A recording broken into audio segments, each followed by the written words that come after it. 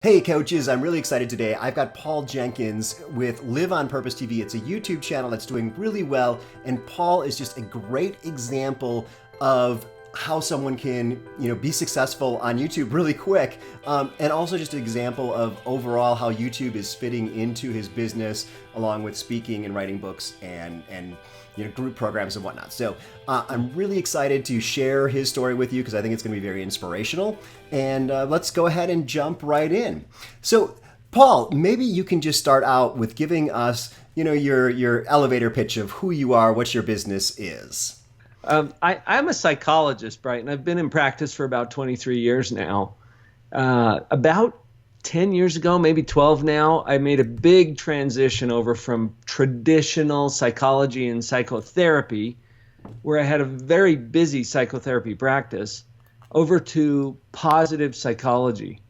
So I fired all the insurance companies. I don't give anybody a diagnosis anymore. It's all on the positive end of the spectrum. Yeah, it's great here. I guess I should be calling you Dr. Paul. Make sure I That's put kind of the handle. But, Yep, exactly. Well, that's great. So yeah, I mean, it's kind of, we talked a little bit about some of your background before we started the show, but yeah, I want to dig in pretty quickly. Okay. You mentioned, how your business works. And I think that's an important part because a lot of coaches, I think, maybe try to start YouTube too soon.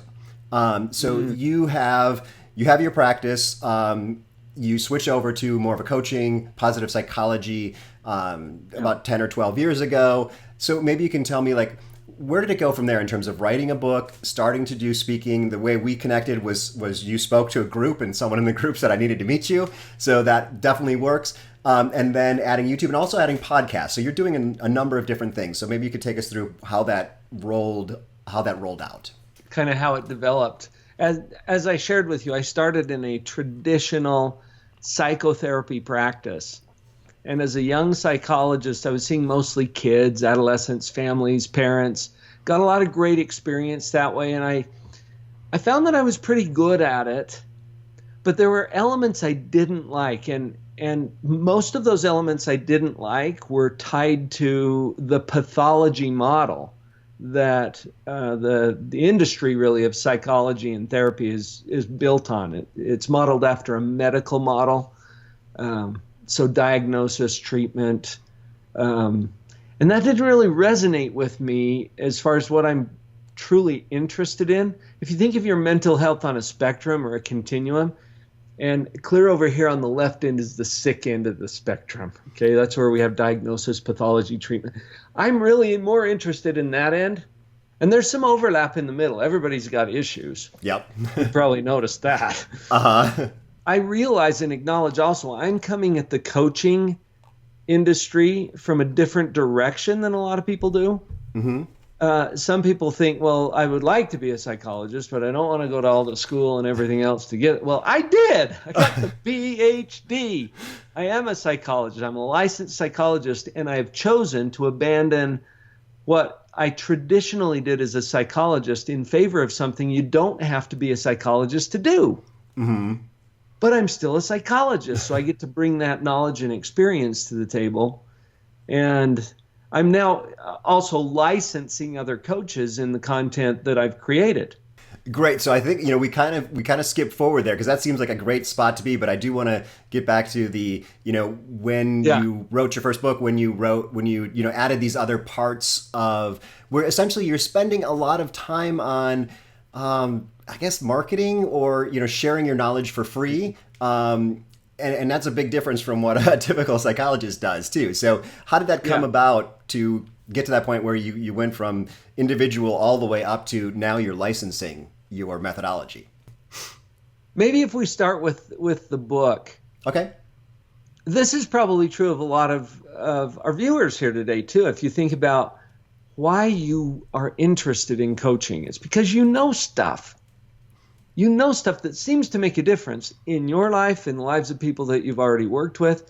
And after about 10 years of practice as a clinical psychologist, I realized that I'm going over all of the same kinds of things with all of my clients. All of this knowledge that I had accumulated and the experiences I'd had, I kept telling myself, I had told myself for several years, I'm going to write a book. And it was true every time I said it. I'm going to. Someday. Right? And I had to go through some of my own personal development experiences to get to a point where I realized it was me that was getting in my own way. And I won't share that whole story with you unless you want to hear it, but it basically took me to a place where I'm like, okay, this is a choice. And I actually sat down that very Saturday morning and started writing. Instead of I'm going to write a book, I changed that dialogue in my own head to I'm an author. And then the speaking part. Now, this I think is worth mentioning. As I was completing that first draft of my books, what I drafted was a brain dump. It wasn't a book. And I realized I got to have some help to turn this into a book. And so I called an editor who had taken care of several of my colleagues and people that I really respected, liked their books. And I said, what would it take to work with you? And he said, that depends. Are you a speaker? Because speakers sell books. Publishers don't. Publishers will do an initial push and a promotion, but they don't sell books. Speakers sell books. And then you became a speaker. And then I got serious about that. The day before yesterday, I gave an opening keynote for a statewide association here in Utah and 2 breakout sessions. And these are teachers. They don't have a lot of money. So I packed 40 books into a travel bag and took them down there. I don't know how many I sold them out. Shipping books now because I didn't have enough to sell. And you start doing the math, and that's going to buy some groceries. That brings up another dilemma. Who's going to hire you to speak or invite you to speak? And in the speaking industry, we have a little saying, the more you speak, the more you speak. Yep. Because you have to get on the stage. It's like when you try to get a job, but you have to have experience to get the job. But how do you get the experience unless you get the job? You know? Yep. Kind of the same dilemma. And so there's ways to go about that. And I found myself giving free presentations anywhere that I could. And I'm speaking for the Rotary Club and the Elks and the Moose and the Eagles and the whole animal circuit. And as I'm doing that, I'm getting it out there that, hey, this is something that I do. And if you do it well, then people want you to come and do it more. About the same time, let's see, this was in 2007. So just a little over 10 years ago, I started my podcast, Live on Purpose Radio. And my podcast is always an interview.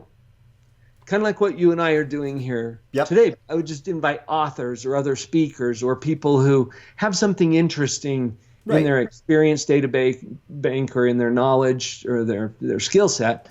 And I would interview them and I'd put it out there as a podcast. Let's dig into the YouTube channel because you're doing it really well. So I guess first off, maybe you tell us what you're doing on your YouTube channel. And if you don't mind, actually, I'm going to play a little clip of one of your videos here. So let's just go over to that real quick so we'll see what it is. So today at Live on Purpose TV, 3 ways to improve performance. And I got to tell you, the third one, probably the most powerful.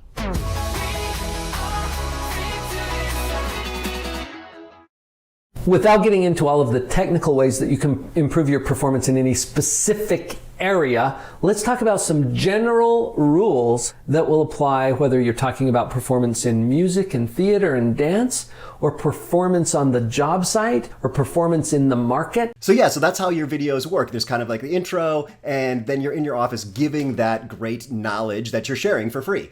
But I would love to know technically how you're doing this, because you're doing this every day. And that's hard. You're in Utah. I know there's some amazing YouTube experts in Utah, so I'd love to know if you've talked to any of them. But that is the greatest strategy to grow a channel. But it's a lot of work. So are you batching this? Do you work with a videographer? How are you making this happen? Great questions, Brighton. And yes, thank you for acknowledging that it is a lot of work. I'm doing daily long form, meaning 10 to 15 minutes, YouTube videos, and daily for me means 5 days a week. Mm-hmm. So 5 episodes a week, you start doing the math, that's a lot of content. I don't come into the office and film a video every day. I come into the office one time a month and film 21 videos in a day. I have to gear up for that. Honestly, it's a lot of content. It's a lot of energy. It's a lot of prep. It takes me typically anywhere from 4 to 6 hours to prep my outlines. Mm-hmm. I don't even do the outlines until we generate topic ideas, put that out. And we've got a team mostly in the Philippines, mm-hmm. Where we put it out for keyword research. And these topics come back with several titles that people are hitting on the search engines. And we pick a title related to that topic that's already getting search volume. The strategy there is we're not trying to create a viral video. Mm-hmm. We want a video that's going to get consistent hits over time and has good content so that people feel that they want to engage with that video or they want to share it. Mm-hmm. And then I create an outline. The topics are already things that I know some things about because I've submitted the topics, right? Yep. And then from that outline, I have my videographer show up once a month. We shoot 21 episodes. After we get through the content of those 21 episodes, we go through and we shoot an intro and an outro for each episode. And then I'm done for the month. Mm-hmm. Turn it over to the production team. And this is where the cost hits me because I'm paying for the production of this. And then we schedule another one next month. Yep. So we try to stay a couple of weeks ahead on our content. So there's always a bank of content, and it goes through about 7 layers of editing after that. So how is it working then? So, I mean, you've got the book, you've got the speaking from the stage, you're selling books when you speak. Now you're positioning yourself as an expert on YouTube. I think of YouTube, I like to say it's the world's biggest stage because there's 30 million people in the audience potentially. Yeah. How's it going? You're 7 months in or 8 months in now. Mm-hmm. Yeah, are you seeing results that you can track back to YouTube, or how does it feel? So I'll tell you what the focus has been up until now is simply just getting out there, growing an audience, mm-hmm. being noticed, getting some views, getting some view time. It's almost addicting, Brighton, because YouTube has a creator studio mm-hmm. where you can go in and see all of your stats and your analytics and I never looked at those before November, but I do now on a regular basis because I want to see how many views are we getting, what kind of engagement is there. And I have to tell you, something interesting happened in my own mind when the first day that I looked at the viewing time and it exceeded 24 hours in one day. Yep. And I'm like, whoa, what? People are viewing my videos. They have eyeballs on my videos for more than a day every day. Yep. And then it went up to a couple of days, and now I'm up to sometimes I'll have a couple of weeks of viewing time in one day. Yeah. And there are people all over the planet, and I can see who they are, what their gender is, how they're engaging with the channel. And it did something to my brain to realize that I'm working around the clock around the globe and people are benefiting from my videos while I'm at home sleeping. That did something to this psychologist brain because I realized, you know what? I finally got out of my own way. This started, Brighton. Can I share a quick story about that? Yeah, definitely. I had the opportunity to listen to Dr. Sanjay Gupta. Mm-hmm. He presented just a wonderful address at a Bravenel Hall in Salt Lake City. You know that he's a correspondent for CNN, and he travels around the world into the most difficult situations that you can imagine. Well, during the Q&A, somebody asked, what's the most disturbing thing that you've ever seen? And that's an interesting question to ask him. Mm-hmm. He responded quickly, it's unnecessary death. Mm. And then he went on to explain that because he had boots on the ground in Puerto Rico Wednesday morning. He was in a Bravenel Hall Wednesday night. This is how fresh it was for him. Yep. And he said, we expect people to die in a hurricane. We get it. That's part of the deal. What's tragic is these people who die after the fact simply because they can't access food, water, shelter, the medical things that they need. Right. And the disturbing part of it is that those things are in containers, on ships, in the port, on the island. And there's no distribution to get it out to them. And it was that day that I signed a contract with my video producer. And I realized, you know what? These principles, think about, the principles that you teach. If you're a coach and you've got these principles that change and sometimes save lives, and what's your distribution process? Well, that's what YouTube means to me. Awesome. I love that story. That is a great, great story. So you're clearly, I mean, from your standpoint, not only is it fulfilling your why of getting your message out, but it's clearly positioning you as an expert and giving you exposure just like speaking. Have you been able to tie anything back to say, okay, yeah, I got this speaking gig because of YouTube, or is there anything that it's always hard to tie things together directly, and a lot of times it's, 8 touches or whatever. But sure. Yeah, anything that you can say that you've gotten from a business standpoint or from a economic standpoint, maybe. I don't know that I can tie it directly to this is how that person found me. I think there's a whole lot of indirect benefit. Like you said, in terms of positioning myself as an expert or a thought leader or someone that might be reasonably engaging from the stage of your event. I think that there's definitely some of that that's happening. The thing that I can track directly to YouTube is product sales. And I know that because this is kind of an obscure story, but I'll tell you. I did my doctoral dissertation on bedwetting. Okay. I know, right? How much is bedwetting a part of my current practice? Well, it's not. But I did my dissertation on bedwetting, and I found a treatment program that's really effective for kids who are wetting the bed. And what am I doing with this knowledge? Well, it's just locked up in my head. So I thought, well, I'll just share it on YouTube. So we made an episode about bedwetting. And we tie that to an ebook that I've made for parents on bedwetting. And we've sold several of those. I know that came from YouTube. Yep.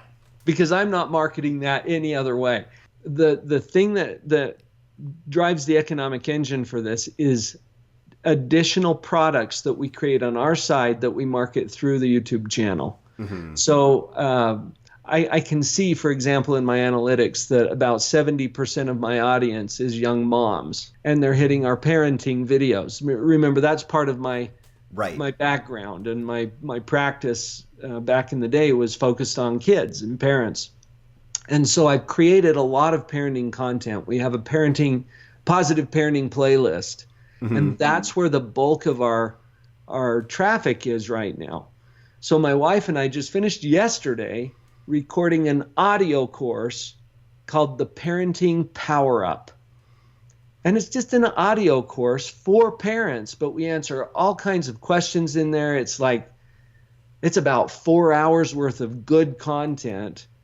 Now we put that out through the audience, and we got all these eyeballs looking at our videos. How many of them are going to purchase $30, $40 audio program? Yeah, and I think that is key and that's kind of why I've realized that working with coaches who are authors and speakers, typically they're in that point where they've started to build or they're working on building those less expensive items that can sell to many, many people. It's like a book, Many people can buy a book. Not that many people can buy a one-on-one coaching. And when you're in that YouTube relationship, I think people it's easier to take a first step into a $30 or $40 item. Yeah, well, I do want to wrap this up. I don't want to take too much more of your time, but this has been fascinating for me. And I love your stories too, because they start out and I'm going, where's he going with this? And then it's like, oh my God, that is perfect. So why don't you tell folks how they can get in touch with you, how they can see your channel, your podcast, things like that.